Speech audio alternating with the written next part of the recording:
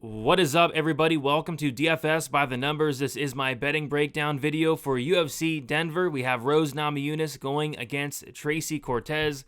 And yeah, looking forward to this card. First of all, we have a card which is awesome. Last week we had the week off, so was kind of bored on Saturday. So I'm glad to be back, and I'm glad to be breaking down this card. I mean, this card's a weird one. It's certainly a weird one. If I had to pick one word to describe this card, that word would probably be bizarre. It's a very bizarre card. We're in Denver in high elevation. We've heard it all week. We've had so many fights on this card fall off, so many short notice replacements. I feel like 90% of this card, a short notice replacement is stepping in. We had a fight booked Wednesday of fight week, so it's just a weird card, but a card that I'm really looking forward to. And what I like doing on these high elevation cards is attacking the known gassers, the known gas bags, and they surprisingly put a lot on this card, so I'm going to have a decent amount of action. I can't wait to break it all down. Before we do so, if you guys could, please like the video. It helps out a ton. Subscribe to the channel. If you guys do want to support me more, check out dfsbythenumbers.com. That's where you'll find all my other content. I do a ton of stuff on the website, early bets, articles, etc., etc. A ton of extra content there. And again, it's the best way to support me. I do want to shout out the winner for the UFC 303 prop contest. We had some good answers. Two guys had Alex Pereira KO2, which was around plus 650. Shout out to Brian. He had a Jourdain, like a takedown prop at plus 1,000, something like that. But the winner of UFC 303's contest was Mo Zombie, 0-0. He had Gene Silva round 2 KO, which could be had for plus 1,200. Mo Zombie, hit me up on Twitter or Instagram with your PayPal or Cash App. I will get you your winnings. Hopefully you're able to get back to me there. But yeah, shout out to Mo Zombie. Got it done. Gene Silva, KO2. All right. With all that out of the way, I say we get into it. We have a lot to talk about. We're going to start with the first fight of the card. It is going to be Evan Elder going against Darius Flowers. And to my surprise, on Wednesday, they announced this fight. Not sure why. I mean, I guess maybe they needed more fights. My thoughts were maybe a fight was going to potentially fall off later in the weeks. Maybe they needed to add the fight, but no fights fell off, so which makes it that much weirder. So what they did was, I mean, whose idea was it to bring Darius Flowers in on 3 days' notice at elevation? I mean, that's a wild thing to do, and I don't think it's going to work out well. I mean, Darius Flowers even said himself that he doesn't want to ever fight an elevation again, but here he is taking the fight on 3 days' notice. Yeah, I was surprised to see these violence numbers. I was honestly expecting the fight doesn't go to decision to be priced at something astronomical because it is a very short notice Darius Flowers fight, but that's not the case at all. The fight doesn't go to decisions like minus 180. The under 2.5 is like minus 130, minus 135. So yeah, I mean, I think there's a really good chance this fight finishes. Obviously, Darius Flowers went to decision his last fight. Evan Elder went to decision his last fight. Maybe that's why we're getting a discount here. But Darius Flowers is a kill or be killed fighter. 7 losses for Flowers, 6 of them inside the distance, 5 by sub, 1 by knockout. This guy has a boxing career as well, like 10 knockout losses in boxing. So yeah, for me, it's Evan Elder. This should be Evan Elder. And this should be Evan Elder inside the distance. I wanted to look at the 2-3 props. I'm attacking a ton of 2-3 props this week against these known gassers.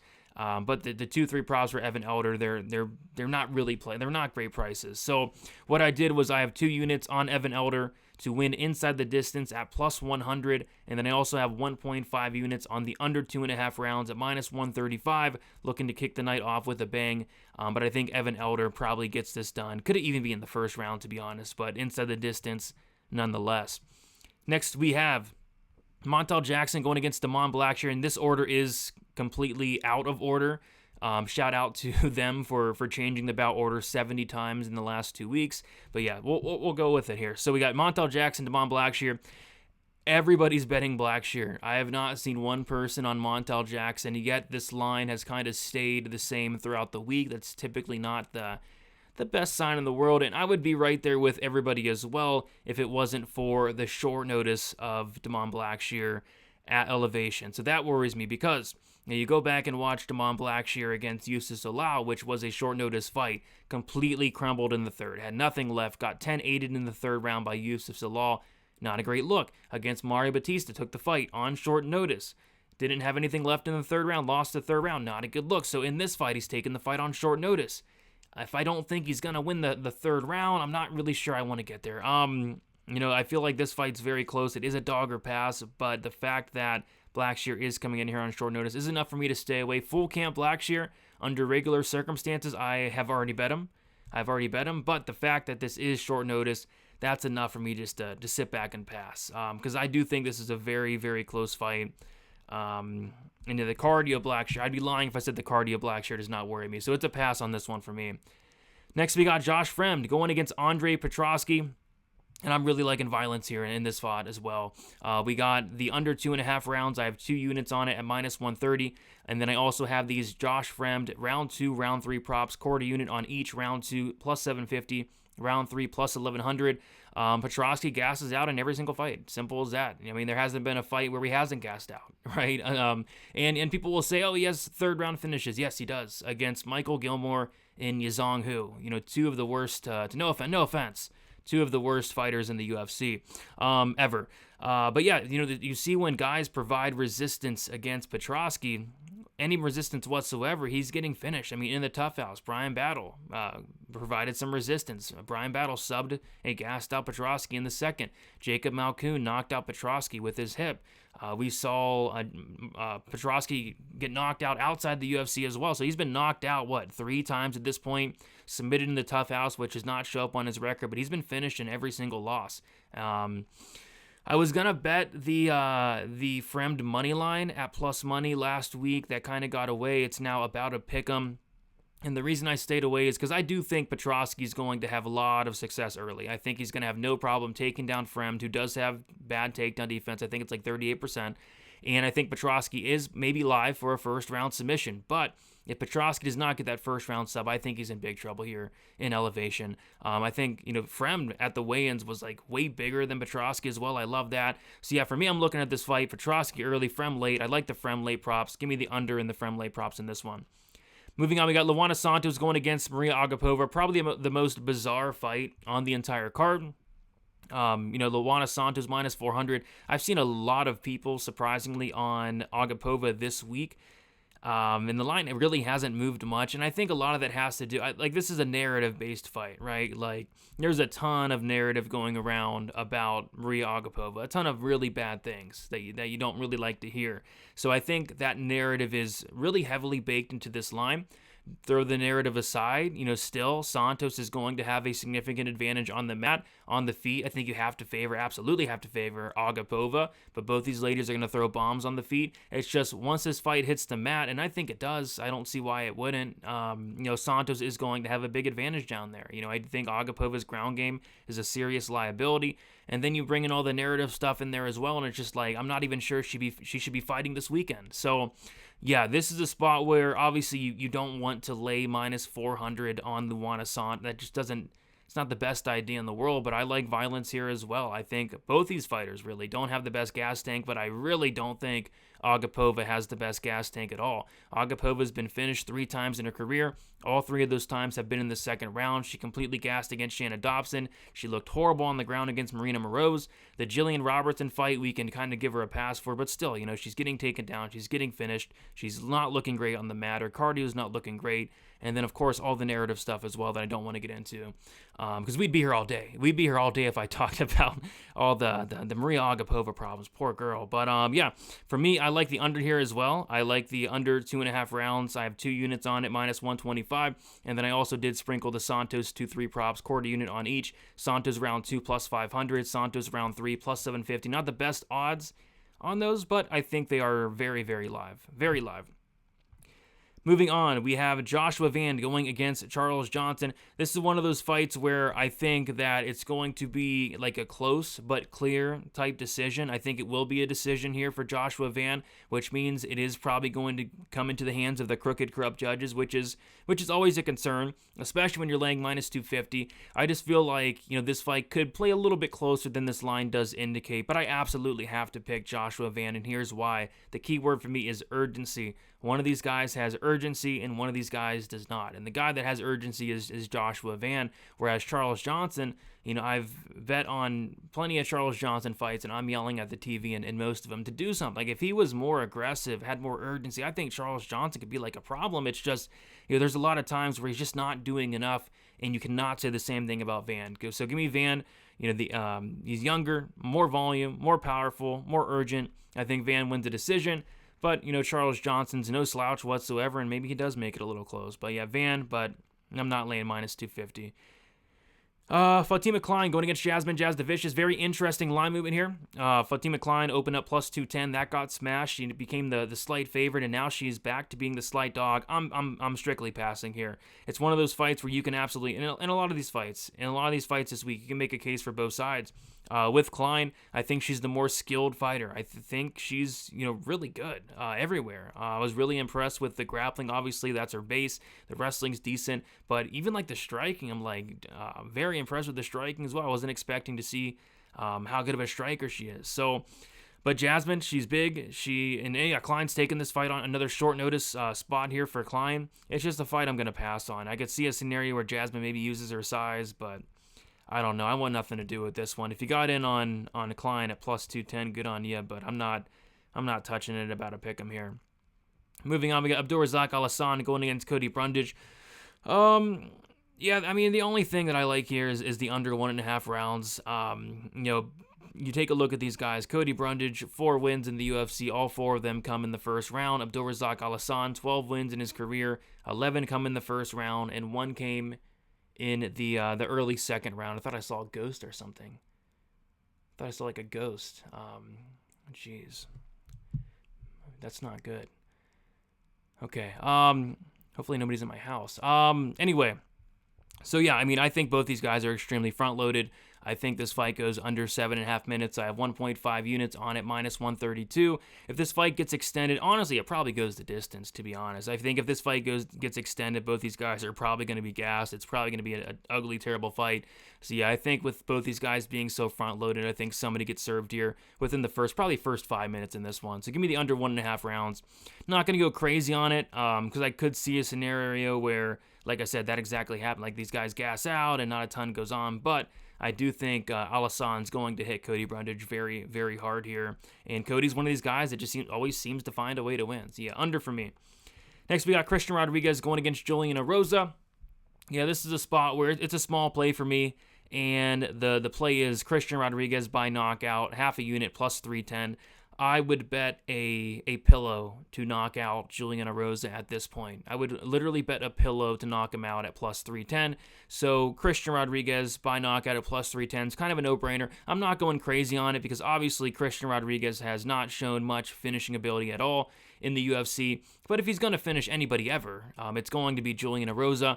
No offense, but I do think Julian Erosa has the worst chin in the UFC, pound for pound. When you think of terrible chins, you think of guys like James Vick, who's no longer in the UFC, Malcolm Gordon, who I don't think is no longer in the UFC, unfortunately. You think of Shannon Ross, who I also don't think is in the UFC. So, I don't know. I think right now, Jason Witt, I think, got cut as well. So, I think right now, with all things considered, Erosa has the worst chin in the UFC, 7 knockout losses, getting hurt in every fight, very hittable. This is his 41st fight. He's taken a ton of damage. If C-Rod's ever going to finish anybody, it's going to be here. So don't mind a small shot on Christian Rodriguez. I'm not going crazy on it because I've been burnt on Rodriguez finish props in the past for sure. Moving on, we got Gabriel Bonfiglio going against Angelusa. So this is how I'm playing this fight. But like honestly, the more the weeks went on, the more I do think Bonfiglio probably serves Lusa in the first round here. But there's a spot I like. First of all, the over/under makes no sense to me personally. The under 1.5 rounds is decent plus money, like plus 130. And I'm not sure why that is because Bonfiglio's like a minus 400 favorite. You got to think like if Bonfiglio's winning this fight, he's winning it within the first 7.5 minutes. If he doesn't, it probably gets very bad very quickly in elevation. I mentioned about, attacking these known gassers and Bonfiglio. He's shown to have gassed out before. The Dalby fight was a terrible look. And I mean, people aren't making excuses for that. Like, Nicholas Dalby's not finishing anybody ever. That was Nicholas Dalby's first and only UFC finish ever. He's never going to finish anybody in the UFC, and that was his only finish against Gabriel Bonfiglio. So it's like, I'm not going to make an excuse for that. So I think if Bonfim's winning this fight, it's in the first 5 to 7.5 minutes, and if not, it could get ugly. It could get very ugly. So what I like here is if you like Bonfim, I don't mind the under 1.5, but they have the Bonfim to win in either round 1 or round 2. It gives them 10 minutes, and that's plus money. I have 1.5 units on that at plus 106. I think that's a solid spot if you're on the Bonfim side. And then I think you have to maybe take a little look at these sprinkles for Angelusa because they are incredible prices. Angelusa round 2 is plus 2,100. Angelusa round 3 is plus 3,000. I sprinkled those both for a quarter unit. If Bonfim does not finish Lusa in the first 7.5 minutes, those late Lusa props are going to be live, very live. So, yeah, I think it's Bonfim early. I think it's Lusa late. I don't think this fight goes to distance. Bonfim's never been the distance, and I don't think that changes here in elevation. Next, we got Drew Dober going against Gene Silva. Yeah, this is probably my favorite fight on the card from a fan perspective, but from a betting perspective, I'm passing. Strictly passing. If anything, honestly, believe it or not, I would maybe look at the over 1.5 rounds, but boy, would that be a sweat because these guys are going to go out there and they're going to stand and bang. But yeah, I think the over caught my eye a tad. It is getting hit though, which I don't like, so I think it was plus money. At one point now it's like minus 130, so yeah, it's a pass. I don't like either money line here. I think there's a case to be made for both sides.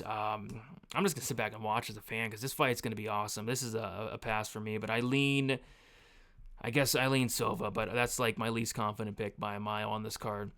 Moving on, the co-main event, we got Santiago Ponzinibbio going against Muslim Salikov.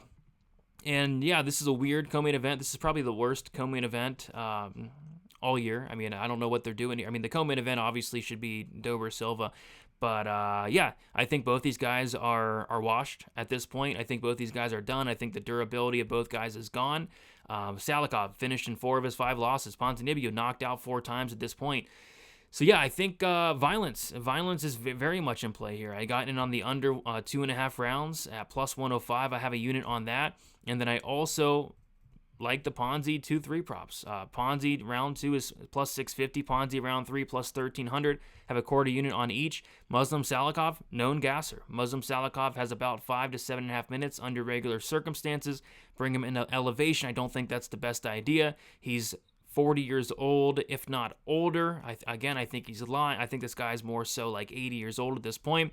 So yeah, I think Salikov is very live to maybe knock out Ponzi. I think both guys are live in the first round. But if this fight reaches the second round, it's going to heavily favor Ponzinibbio. I think Salikov is KO1. KO1 here. I think, KO1 for Salikov is not a terrible look. I've seen some people betting that, but I give him about 5 minutes. And I think it's live. I really do think it's live. It's just as the fight goes on, I really worry about Salikov in most fights, but especially here at 70 years old and in elevation as well.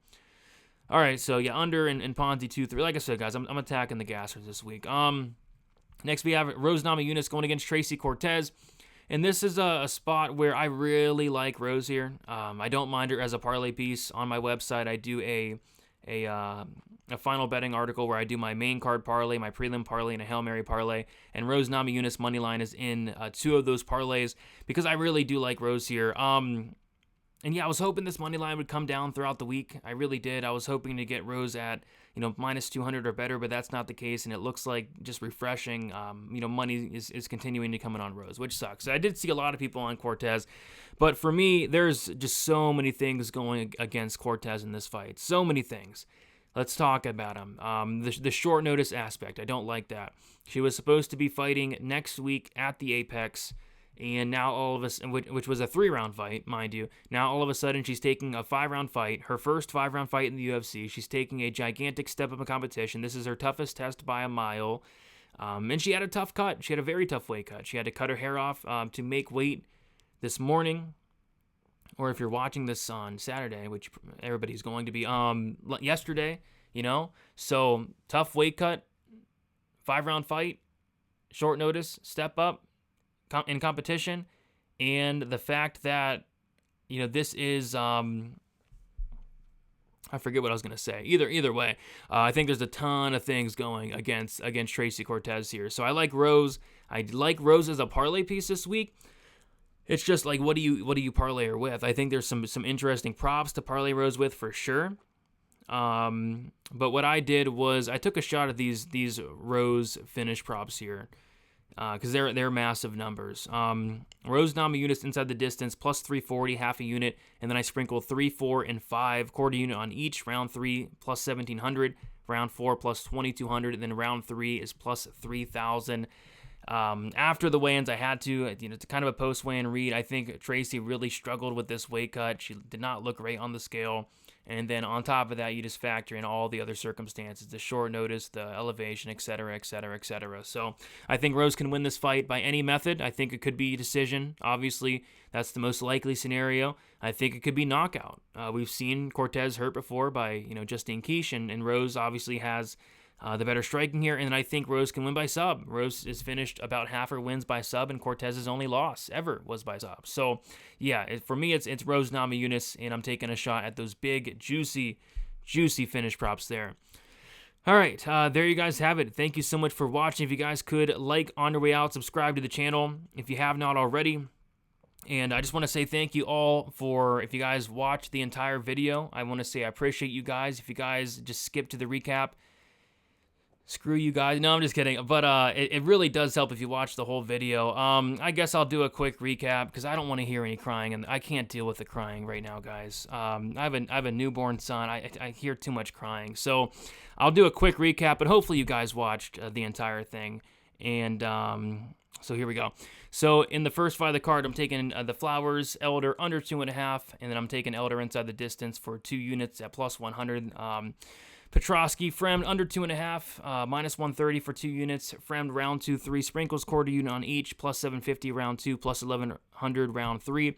Taking the Santos Agapova under 2.5 rounds, 2 units, minus 125. Santos round 2, quarter unit, plus 500. Santos round 3, quarter unit, plus 750. Alassane Brundage under 1.5 rounds, 1.5 units, minus 132. Taking a half unit shot on Rodriguez, KO, plus 310. Taking Bonfiglio, wins in round 1 or round 2, 1.5 units, plus 106. Lusa, 2-3 sprinkles, quarter unit on each, plus 2100 round 2, plus 3000 round 3. Ponzinibbio, Salikov under 2.5 rounds, 1 unit, plus 105. Ponzi, round 2, round 3 sprinkles, quarter unit on each, plus 650 round 2, plus 1300 round 3. Rose inside the distance, half a unit, plus 340. Rose round 2, rounds 3, 4, and 5 sprinkles, quarter unit on each, plus 1700 round 3, plus 2200 round 4, plus 3000 round 5. Thank you all for watching. Best bet tomorrow, or best bet on fight day. I think we're going live at around like 3 Eastern time, so be on the lookout for that. Like, subscribe, and best of luck for UFC Denver. See you guys later.